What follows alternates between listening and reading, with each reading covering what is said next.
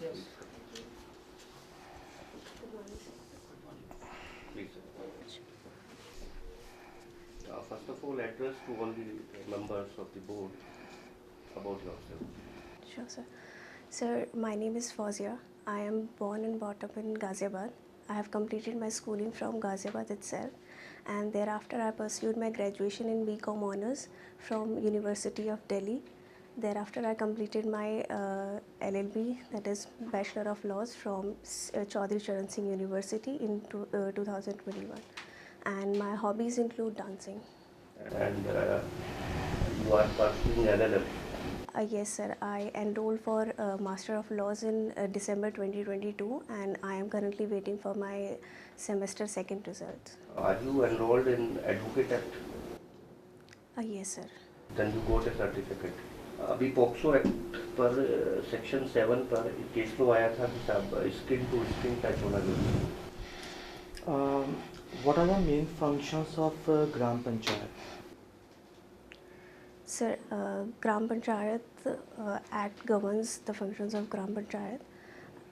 As per the Act, the Gram Panchayat basically deals with the upliftment of the population, and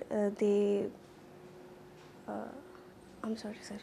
Is there any difference between Gram Panchayat and Gram Sabha? Yes, sir. There's a difference between Gram Panchayat and Gram Sabha.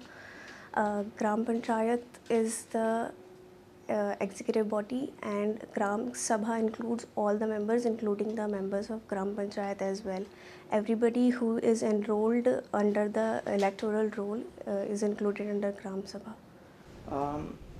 If a general caste girl marries a boy belonging to scheduled caste or scheduled tribes or backward classes, is she entitled to get the benefit of Article 15 Clause 4 or 16 Clause 4? Sir, I am not able to recall the judgment of Supreme Court. However, there is a judgment on this point, and as per that, if a girl belonging to SC or ST category marries a boy of general category, then she will not be entitled to the benefit, because when she marries a boy of general category, her social status gets uplifted. And what is judgment in personam? So judgment in personam is related to the parties only. That is that is not against the whole world. It is between the parties only. Okay. If there's a contradiction between fundamental right and directive principle of state policies, which one prevail over the other? Sir, as per the current standing, both can. There is no conflict between the both. Both can run concurrently. However, in if we say, when we interpret fundamental rights, the directive principles of state policy assist the enforcement of fundamental rights. And if there be a conflict, probably the directive principles of state policy will prevail. And what is the doctrine of protection from ex post facto law? Sir, ex post facto law basically deals with the enforceability of laws retrospectively. If a crime has been committed. Okay. Thank you. Okay. What is the basic rule of pleading? Sir, there are 4 fundamental rules of pleading. Firstly, the pleading should state material facts only. No law should be stated. No evidence should be stated, and pleading should be in concise form. So what is set off? Sir, set off is provided under Order 8, Rule 6. Set off is basically the mutual acquittal of claims. There are how many types of set off in CPC? Sir, as per Civil Procedure Code, there are 2 types of set off: equitable set off and legal set off. Okay, who may demand the set off? Sir, the defendant can raise the claim of set off. Okay, if a defendant claim a set off, So how can they, what are the conditions that he must satisfied that he will be liable for set off? Sir, firstly, it is only applicable in money suits where the amount is recoverable and both the parties should fill in the same capacity. Okay, there is another word used, that is counterclaim. So what is the basic difference between a legal set off and a counterclaim? Sir, counterclaim is provided under Order 8, Rule 6A to 6G, and counterclaim is basically opposite claims of plaintiff and defendant. It is a kind of a remedy which can be used by the defendant. I'm sorry, sir, I cannot recall it properly. Okay, one last question. What is lame duck session in parliament? I'm sorry, sir, What is hunger parliament? I'm sorry, sir. Okay, so please continue. आपका roll number क्या है? 039887. आप सही बता रही हैं roll number? जी sir. अच्छा, मान लीजिएगा आपकी ज्वाइनिंग हो जाती है और जहाँ पर ज्वाइनिंग होती है आपको जो आवास दिया जाता है वो आपके कोर्ट से 100 मीटर की दूरी पर स्थित है। आप मुझे बताइए, आप साइकिल से जाना पसंद करेंगे, स्कूटी से या कार से? सर, अगर 100 मीटर की दूरी पर है तो मैं पैदल जाना प्रेफर करूँगी, क्योंकि इतना लंबा डिस्टेंस नहीं है कि मैं कोई भी जो व्हीकल पेट्रोल से चलता है उसे यूज़ करूँ। Very good. वकालत करना क्यों नहीं चाहते फिर आप? आपने बताया कि आप एडवोकेट एक्ट के तहत नोट करवा चुके हैं, फिर वकालत के पेशे में क्यों नहीं जाना चाहते? सर, एडवोकेसी भी एक पायस जॉब है, लेकिन मुझे ऐसा लगता है कि मैं एडवोकेसी से ज़्यादा बेहतर जुडिशरी में अपने आप को इस्टेब्लिश कर सकती हूँ। एडवोकेसी इज अ जॉब या profession? Sir, it's a profession. शादी आपके उत्तर प्रदेश के किसी ज़िले में एक अपॉइंटमेंट हो जाता है आपका, तो आपको पता लगता है कि यहाँ पर एक मेरा बचपन का दोस्त रहेंगे। अचानक मुझे आपके बारे में पता लगता है कि मेरी फ्रेंड है यहाँ पर ऐसे मजिस्ट्रेट है, वो बहुत खुश होता है, आपसे बात करते हैं तो आप लोग मिलते हैं। अच्छा, वो आपसे बताता है कि मेरी कुछ दिनों बाद मेरी छोटी सिस्टर की शादी है।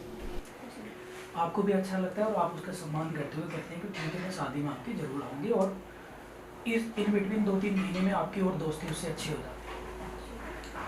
उसकी छोटी बहन की जब शादी में आप गए तो आपको पता लगता है कि वो लड़की, उसकी उम्र माइनर है और वो 18 साल से भी कम की एज की है। आप एज ए मजिस्ट्रेट क्या डिसीजन लेंगे?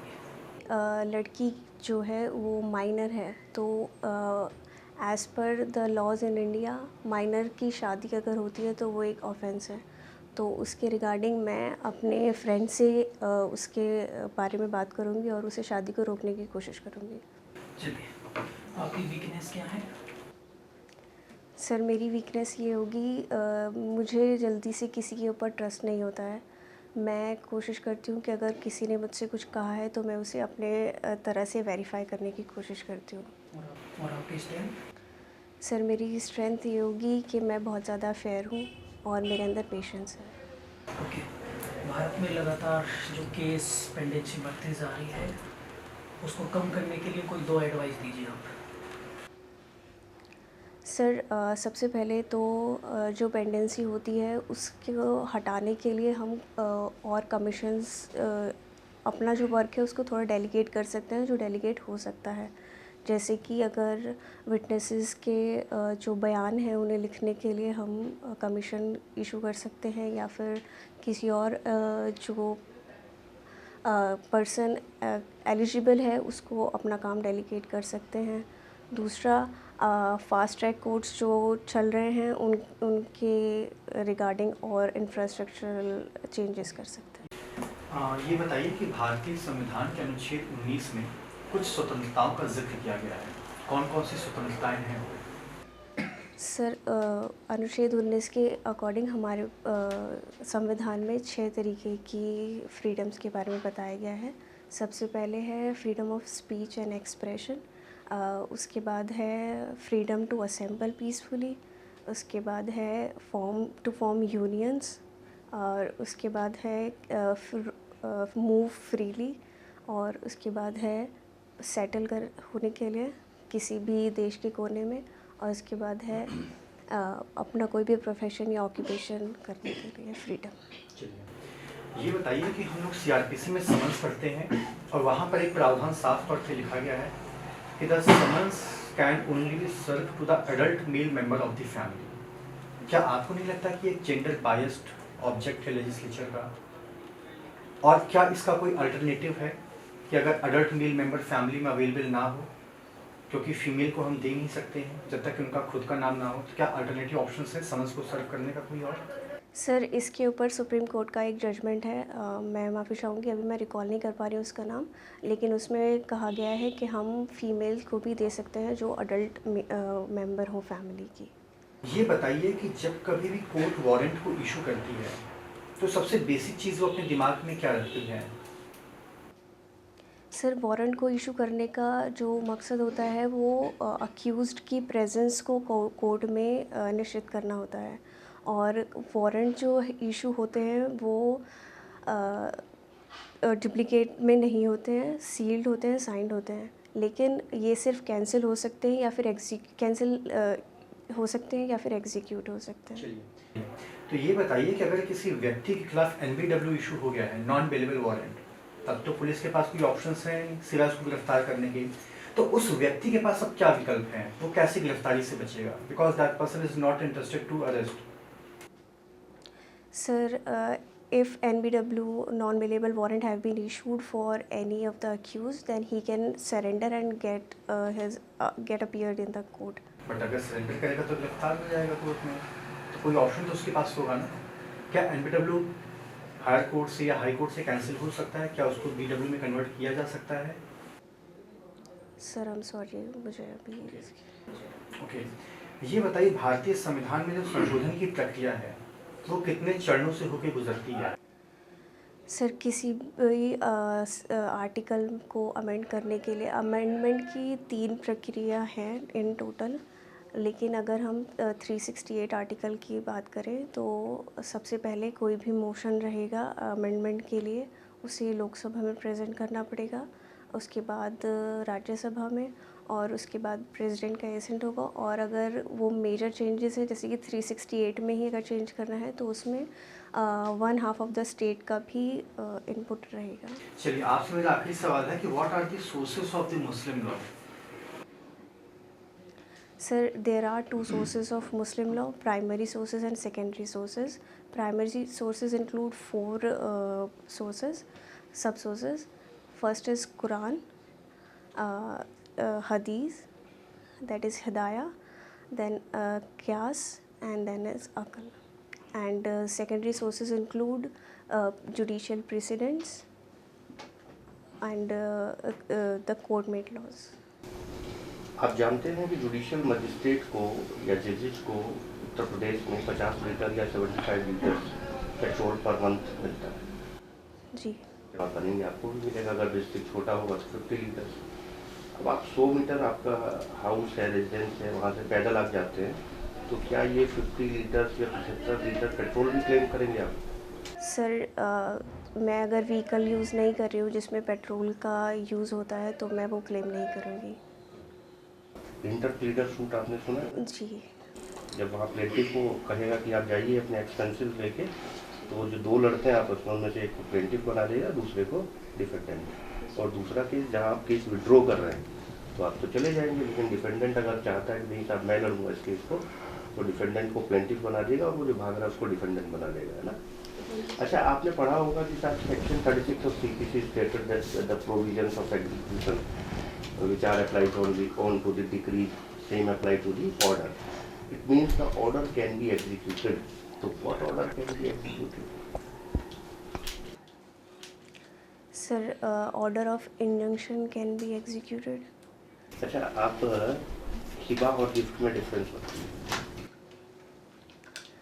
सर हिबा मुस्लिम लॉ के अकॉर्डिंग गिफ्ट को हिबा कहा जाता है मुस्लिम लॉ में, और गिफ्ट जो ट्रांसफ़र ऑफ प्रॉपर्टी एक्ट में डिफाइंड है वो मुस्लिम लॉ के अलावा सब जगह पर सारी पार्टीज़ पर एप्लीकेबल होता है।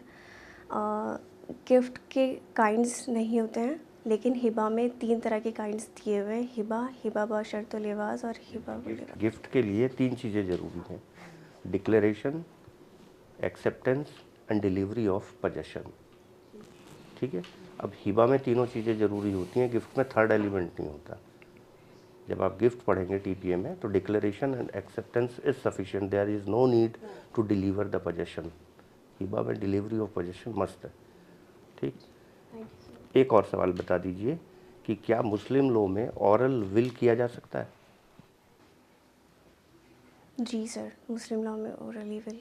तो फिर प्रूव कैसे करेंगे कोर्ट में सर कि my forefather was make a oral will, made a oral will? Sir, as far as I can remember, will का रजिस्ट्रेशन नेसेसरी नहीं है एज पर मुस्लिम लॉ। या right, you are absolutely right. Muslim में नहीं, किसी में भी ज़रूरी नहीं है। अच्छा, चलिए ठीक है, हो गया। Thank you sir.